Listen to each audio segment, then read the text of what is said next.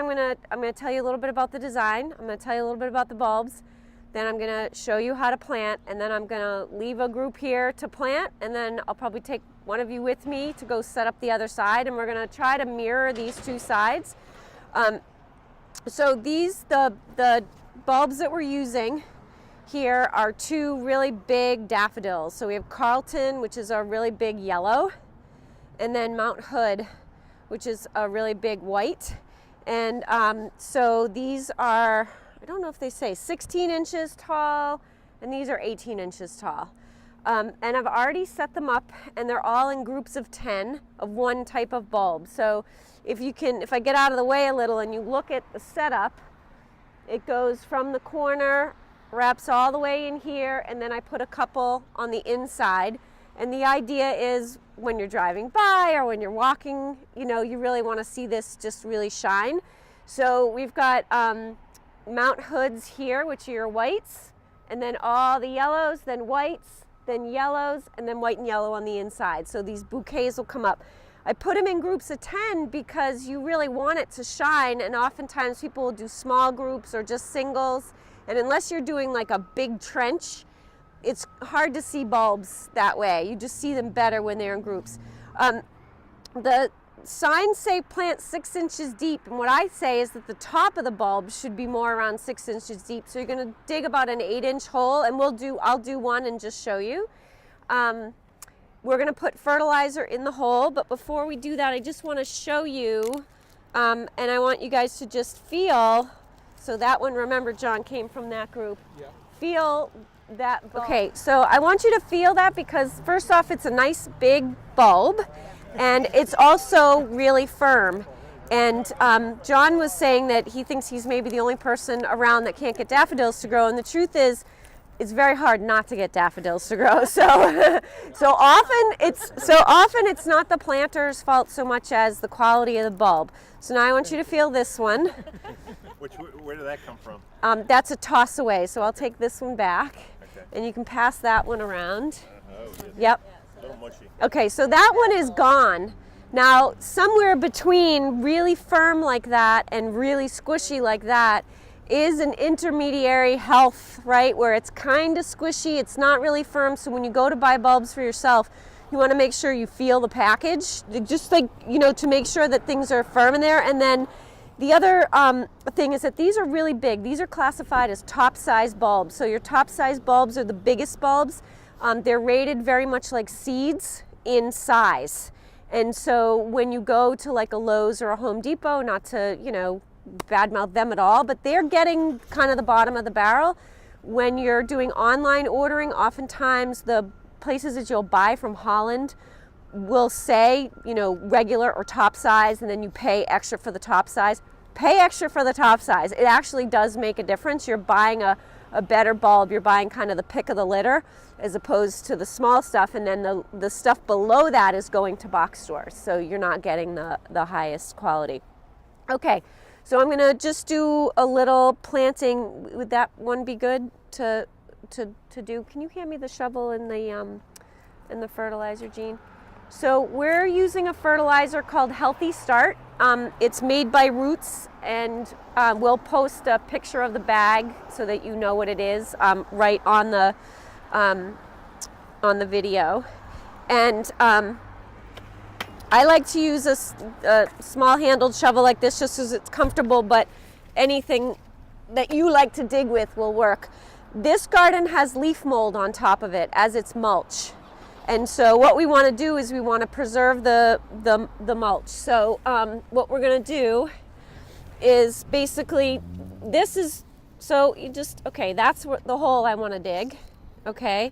I get these out of my way now. And you want to be a little bit careful because you want to try to avoid to snap the end off. And if you're too rough on them, you can use a claw or you can use the tip of your shovel. And basically you want to get to soil. And so you're just going to pull the mulch out of the way. And that's just so that you can mulch over the hole when you're done. And then dig your hole. The digging here shouldn't be horrible because we did prep everything. You may not be able to get super deep. This is going to sound ridiculous, but when digging a hole, you don't start in the middle of a hole. You start at the outside and loosen up your middle. So you're basically creating a template for the hole, and you're also not digging like this. You want to put your shovel so that it's coming straight.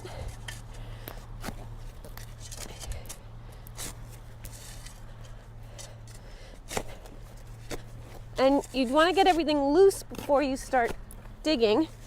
And then you can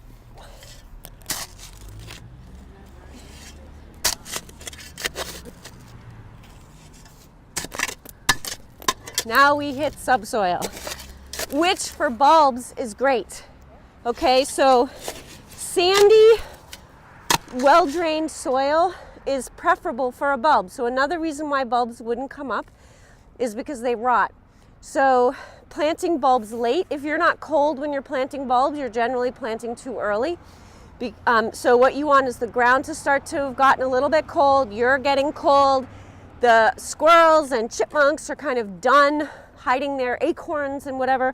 Great thing about daffodils is that the squirrels don't generally like them, but that doesn't mean they won't dig at them and then decide they don't like them. Do you know what I mean? They don't know ahead of time. Whereas tulips, they'll really go after. Rocks you want to take out, we can create rock piles. In the end, we'll just load a bucket up with rocks. And what you want to do is make the bottom nice and loose. Okay, and you can see it's a little deeper than 6 inches. Okay, you're more around, 8. And then what you're going to do is put fertilizer down in the base of the hole. This actually may need to be a little bigger.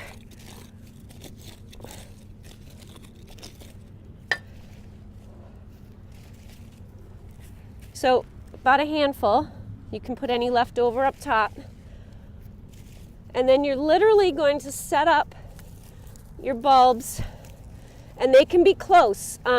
People have this misconception that these bulbs can't touch, but that's not true. Actually, a lot of the instructions on the packages always say that. Yep. That they can't be. That they can't be. Space them out like 3 inches apart and whatever. So they want you to buy more bulbs. Okay, so what's going to happen here, though, because I squished them together like this, and they're not touching, but they're cozy. They're going to come up. These flowers are probably about this big, so they're going to come up and they're going to bonk into each other and they're going to do this. So you get that bouquet effect, and it's really pretty. So you can see they're set up all nice. They're a little deep. The bottom's a little deeper than 6 inches. The top is a little higher than 6 inches. And then you're literally, you want some of the fertilizer in that backfill.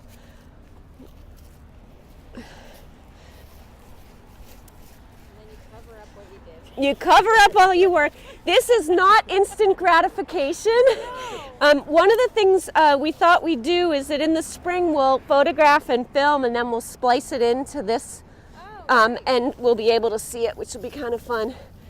So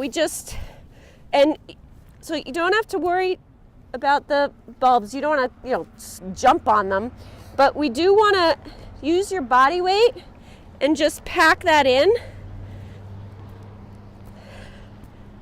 Okay, so that it's pushed down, and then you bring your mulch back, and in true garden continuum form, you always clean up your spot. So you want to work your way out. We try to avoid handprints or footprints or clods of dirt, and so yes. That too. But there you go. Okay. So we've got all these, and so if you got, what often works really well is for there to be a digger and a planter. So what you can do is there's 5 of you, so I could take one of you with me to set up bulbs, and then you could be in 2s, and literally one person trace it, move the bulbs over, that person will start, doing their dig. You could move the mulch, and, and then you just sort of get it all dug, and then you can go in and plant, and so whatever works for you. And if you have questions, just, anybody have any questions? You good?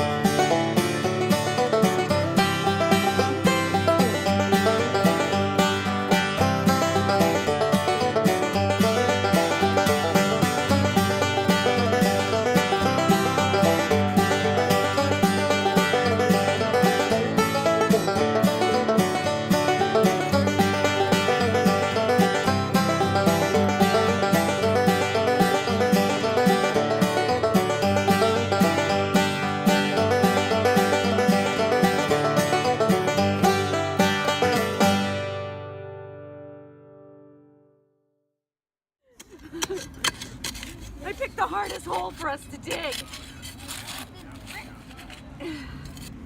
Lots of, all right, these bulbs will be so happy though. Okay, so with your gloves, I want you to get some of this fertilizer out. Yeah, it's gonna help it grow, and you're gonna sprinkle it in the bottom of this hole and then a little bit up on this upper soil. As soon as I get this a little bigger and deeper. Okay. Oh, the bulbs are going to be so happy though.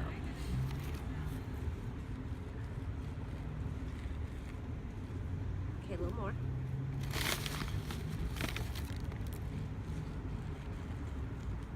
Awesome. Okay, now you want to put some here and some here.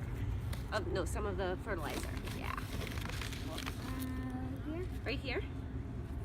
And then right mixed in. Yeah, okay, now we're going to take the bulbs and we're going to set them up like they're having their own little bulb party in there.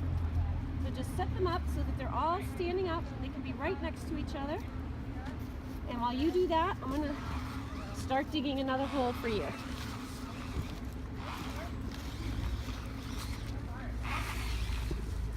All these bulbs? Yep, we're going to put them right next to each other. Can they be touching? That can be touching, yep.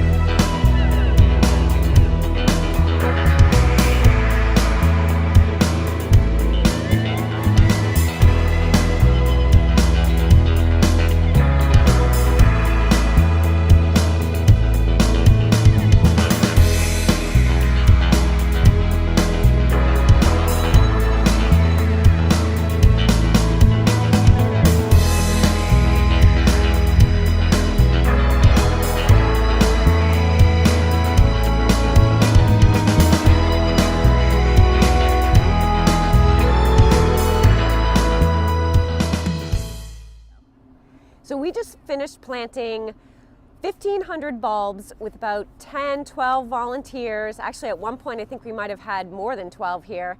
And we planted for about 2 hours. And if you look behind me, you won't really see anything but the garden that we started with. And that's because planting bulbs in the fall is really it's an exercise in patience, hope, and the promise of really beautiful spring color, because we're not going to see anything until April. I want to thank all the volunteers that came to Straw Hat Park today to plant these bulbs with us. I hope everybody comes and visits in the spring and sees the beauty. This is Monique Allen signing off from Notes from the Field.